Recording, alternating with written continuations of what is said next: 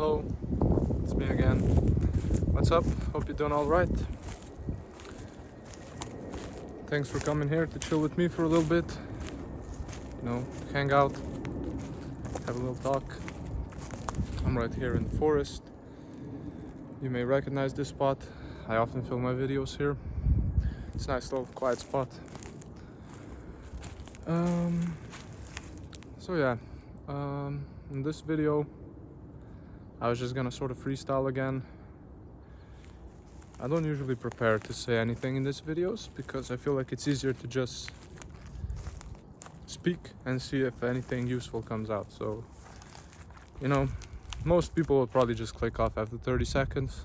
So those who stay, I usually develop more as the video goes on. I start off a little bit slow, and then when I sort of catch on to a flow, then it starts to get going. So I don't plan on actually changing anything because I'm not chasing views. There's a lot you can do to optimize for views and watch time. You can make it like really stimulating in the first few seconds of the video, and like try really hard on thumbnails and say all these things like watch till the end for this, and like I'm gonna do this, and you can write a script to make it more engaging for the mind. But honestly, the things that I usually point at and talk about in these videos, if someone is of such a distracted mind that they lose attention that quickly, then they're gonna miss the point anyways, even if they watch the whole video. So there's no point anyways, even in trying to get views. Like those who will stick around and those who are ready, where the karma's ripened or whatever, it'll hit its mark. So yeah, no worries, no rush.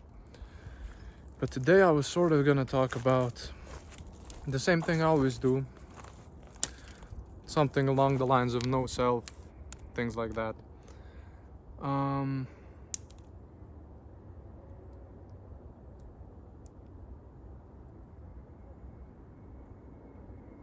So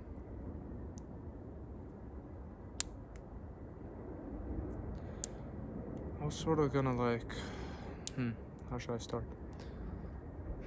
Isn't fun to just hang out in the forest, sit in the wet forest floor. It just rained, but now it's nice and sunny. But like I was gonna talk about this whole becoming thing and like trying to become something, trying to reach a certain knowledge. Like I often point out in these videos, but when I use words here, they're really provisional words. They're like pointers. They're not meant to be taken as definitions or trying to define or label anything. I use these labels like I use me and you. Like when I say me, I'm just referring to this, and when I say you, I'm referring to this. But that doesn't mean there's necessarily a separation between me and you, or that we're two different things. It's just a convention, a way to communicate. But what I was going to talk about today is without trying to define it, I'm going to try to point out, that Zen Buddhist koan, the what was your face before you were born one?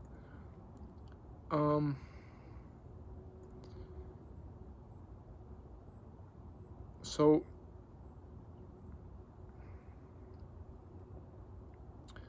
this is all really hard to speak about without capping. So again, I ask you, allow me to lie a little bit and read between the lines.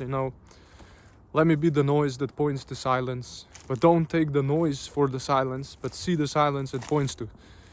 See the stillness the movement points to, okay? But basically, if you look at your experience carefully, without judgment, just a good old honest open look, then you can see this right now, any moment, all the time, that there's thoughts about what's seen, there's certain feelings about what's seen, certain mental images come up,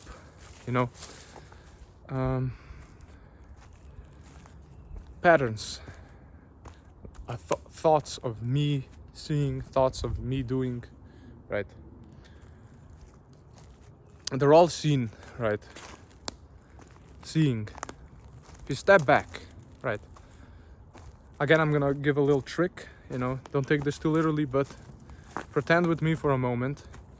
The eye can't see itself, right? It can't.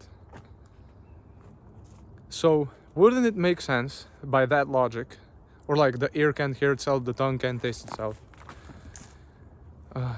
wouldn't it make sense by that logic that whatever you are aware of is not you? Like,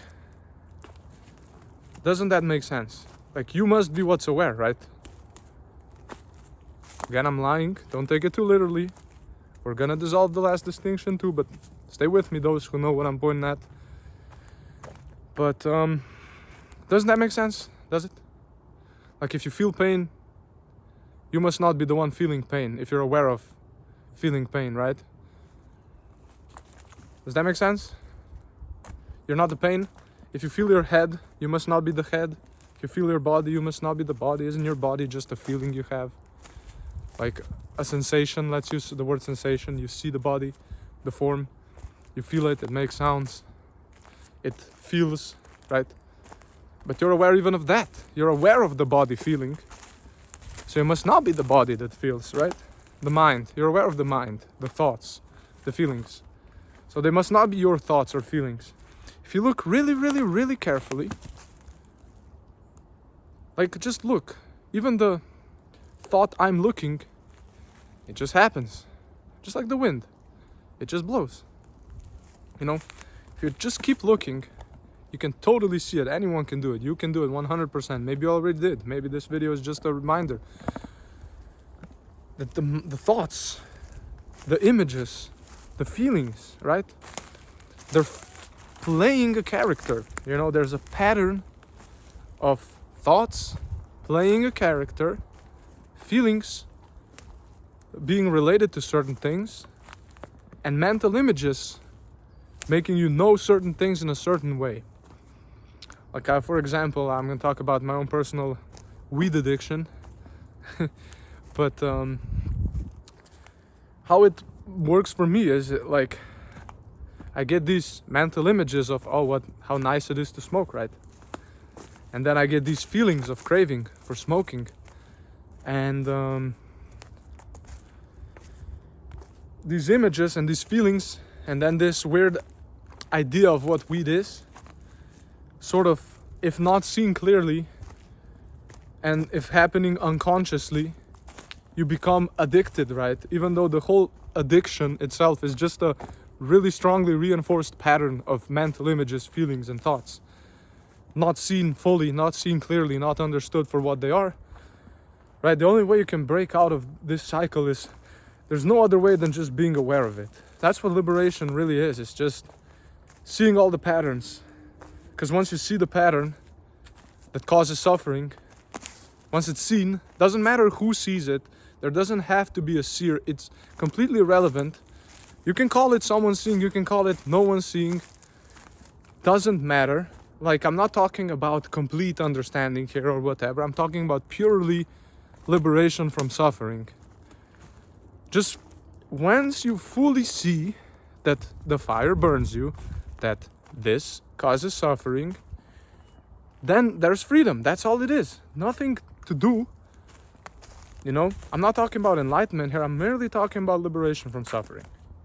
Doesn't matter what it is. All I want you to do is, without putting any labels on it, without me putting any labels on it, just whenever you're suffering, recognize this is suffering, right? And when you recognize the suffering, try to see the reason for suffering. Really pay close attention, go really deep into the seeing, find out this is the reason for suffering. And in you seeing the reason for that suffering completely, if you saw it completely, if you didn't, you're still going to keep suffering. But if you see in that moment the reason for suffering, you're going to experience cessation, nirodha, not nirvana. I'm talking about purely the cessation of suffering in that moment when suffering and its cause is seen clearly, right? And then, like, if you see that that really works, try to follow the path. See where that leads you, the Buddhist path. You don't have to be a Buddhist to just recognize the practical use of Buddhism, Because I spent time trying to come up with my own methods, but the Buddha really put out some really quality, good stuff, you know. So might as well just stick with his methods for now. I do have some of my own methods, but usually when I talk to people, I kind of like tailor my approach depending on the person I'm talking to. In a sense, here I'm blindly talking into a camera, not to a real person. Even though a real person will be hearing this, I can't really tailor my tips to you. And the Buddhist method is actually pretty universal. It's pretty good. Like, a little slow sometimes. There's better ways, but it's like pretty good. Like, swear to God. Like, what's the point of meditation? Is just to sit quietly. Don't make it complicated. Don't make it into a method. Don't try to achieve any specific goal with it. Like, sure, there's jhanas and stuff like that elaborated, but like, really, you want to meditate, you want to start meditating, literally just sit down in silence for like 30 minutes, 60 minutes. Don't even call it meditation. Literally just sit with your thoughts. You don't have to try to stop the thoughts. Just sit and watch. Sit and watch. And just keep watching. Like, after about half an hour of just sitting with nothing and just watching, your thoughts are probably gonna stop, or like at least become more clear. Like, after an hour of that, you do that for a couple of days, you don't really need anything else, I think. If you're honest enough, like only if you're honest enough, if you honestly approach this open-mindedly without any conclusions, you know, then slowly you'll begin to see all appearances, no matter what they are just appearances. They're not ultimately true. Like a mirage, like a wave on the ocean, you know, like a bubble on the ocean in water, appearing due to conditions, no essence of their own beyond. You know what I mean? So yeah, just be honest. Be honest about your meditation. If you're not seeing it, if you still feel like there's something to see, you know, if you still feel like there's something to see, if you still feel like someone that's searching, if you still have that sense of self appearing and you believe it, right? Because of course it's gonna appear. That's just one of the patterns. Just like this tree appears, the sense of self is just another pattern that appears. There's no one who owns it. There's no one that gets rid of it. It's just seen through, just like suffering, right? The seeing only deepens. The more nonsense you see through, the deeper the seeing. And then you have the afflictive things, like things that cause suffering. If you see through that, that's liberation. It doesn't have to be, you don't have to see it completely, all the illusion. As long as you see through the parts that cause suffering, that's enough for liberation, right? Yeah, you can always go deeper. It usually goes on by itself because there's no one doing it, right? Because one of the conditions for suffering is like this sense of self, the ego, whatever, right? That's what, because like, doesn't it make sense if you really see that there's no one there? Like, even behind these words, behind these eyes, behind everything, there's no one there. It's all just arising in the moment, whatever way it's arising, but like, it's not like I'm trying to say something or trying to speak or there's anyone really controlling this. If you see that clearly, like if you keep watching, right? You keep watching, you keep stepping back, seeing there's actually just a choiceless awareness of it all. And you go even deeper, you see that the awareness and what it's aware of are essentially the same thing. Because again, what else is a feeling than the knowing of the feeling? It's, right? Does that make sense that experience is made out of knowing? Kind of going off track here, but think about it. Or don't think about it, feel it. Touch your hand, I'm gonna touch my shoulder. You feel the warmth or whatever you feel. Doesn't the knowing of that feeling, isn't that the feeling itself? Is there any separate knowing separate from the feeling? Does there have to be a subject-object duality, or is that just language? Is there not just one experience happening? Isn't everything, the POV, you, the thoughts, the feelings, isn't that all part of this one experience? Doesn't that mean one with everything? Isn't it all just one experience? Doesn't matter if your POV has different memories than this POV. You know, one wave looks different than the other. They're both the same ocean, right? If you see that all experience generally is just a bunch of sensations, then it can only arise as knowing, and knowing arises in different POVs. Who cares? You can't know a limited pattern without a limited POV, you know? And that's how it knows everything. That's how everything is known. Yeah, I'm getting too deep into it. And I'm using too many words that people might turn into concepts, that might turn into teachings. Who cares? I'm not trying to teach, I'm just trying to be a friend, you know? Because I genuinely care about you guys and anyone. We're all just humans, we're in the same both. We're all the same. You're me, I'm you. If you go down to the bare bones of it all, my knowing is bare, your knowing is bare. It's the same knowing. It's just the same thing playing different characters due to different conditions, you know. Different waves arise on the ocean for different reasons, but it's all just the ocean moving, you know.